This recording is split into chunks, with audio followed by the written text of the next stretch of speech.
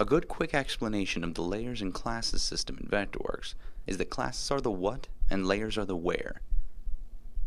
Everything in Vectorworks exists in a class and on a layer. We'll take a look at classes first. By default, the only two classes you'll see in a Vectorworks document are the None class and the Dimensions class. As you draw most objects, they'll automatically be placed in whatever class is currently active. This is displayed both in the top left of the view bar, as well as notated by a check mark in the navigation palette in Design Series versions of Vectorworks. If you wish to change the class of a particular object or group of objects that you've selected, you can do so in the Object Info palette under Class. The same can be done with Layer. Here we have a simple conceptual example of objects in different classes. The squares are in the Square class, the circles are in the Circle class, and the triangles are in the Triangle class. The first thing we'll demonstrate is the ability of classes to make visible, invisible, or gray your various objects in Vectorworks in order to better display your information in a way that is easier to understand according to the situation. Both in the Organization dialog box and in the Navigation palette, at the left of our list of classes are three narrow columns. These columns control the visibility of that class and all objects inside of it. Here we'll make the Square class gray, and as you can see, everything in that class has become grayed out. We'll make the Triangle class invisible, and all of the triangles have disappeared. Setting both of these classes back to visible allows us to see the objects again as they were originally. The second major use of classes are class attributes. Objects can have their attributes controlled directly by the class they are located in. This makes it easy to change the fill or pen style and color of multiple objects sorted cleanly by class. The class's attributes are controlled, again, by the Organization dialog box and/or the Navigation palette. To enable this, I'll select the objects, and in the Attributes palette, I'll select Use Class for the pen style and color, as well as the fill style and color. The moment I change the attributes of these individual objects to Use Class, they'll take on the attributes assigned specifically to that class.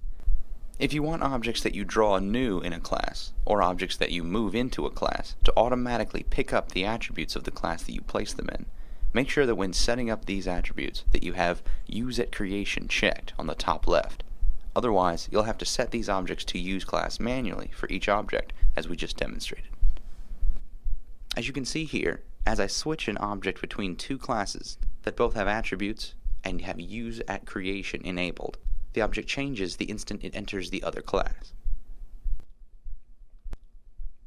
For layers, the visualization options work very much the same.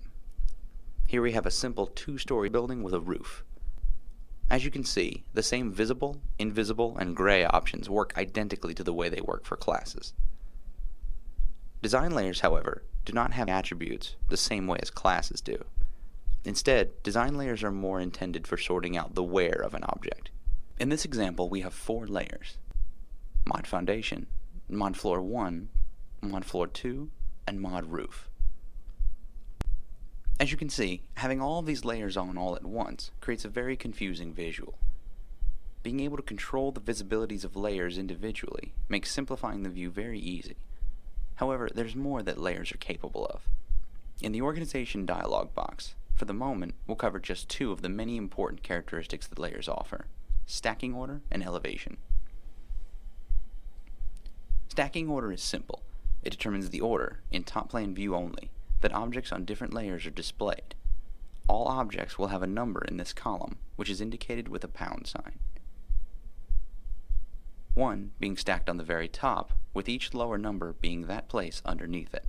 So in our example, the Mod Roof would be on top and numbered 1, and the Mod Foundation layer would be on the bottom, numbered 4. If I change this stacking order and move Mod Floor 1 to the first in the stacking order, it will appear over top of the Mod Roof layer and the second floor in top plan, even though it remains in the same position in a 3D view. Elevation is the height the objects will default to on that specific layer. As seen here, the Mod Floor 1 layer is on the ground with an elevation of 0. Mod Floor 2, being the second floor of the house, is 11 feet off the ground, and the roof is above that at 13 feet 6 inches. If I change the elevation of one or more of these layers, my objects will move accordingly, allowing me to easily adjust the height of floors or a roof without having to manually move every object one at a time. Here, I'll increase the elevation of mod floor 2 and mod roof by 3 feet each.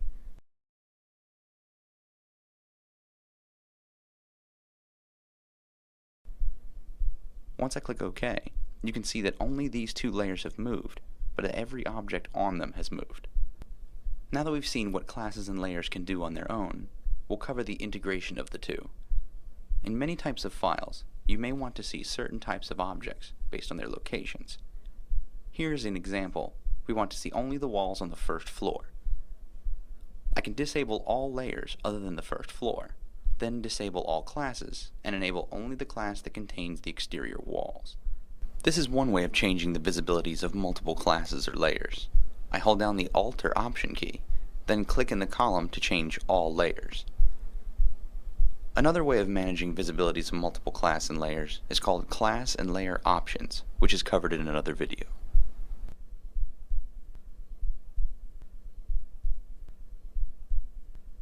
If I now want to see the walls on the second floor, I need only change the visibility of the layers, since my classes are already set to allow me to see only exterior walls. This can be just as easily done with any kind of object. Here I can switch it to display only the doors in the first floor, or only objects contained within the roof class. This works both in 2D and 3D, giving me a very clean grade or complete cutaway look in either case. Classes and design layers are indispensable tools for document organization. Knowing how to use them and what they're for is integral for getting the most out of Vectorworks.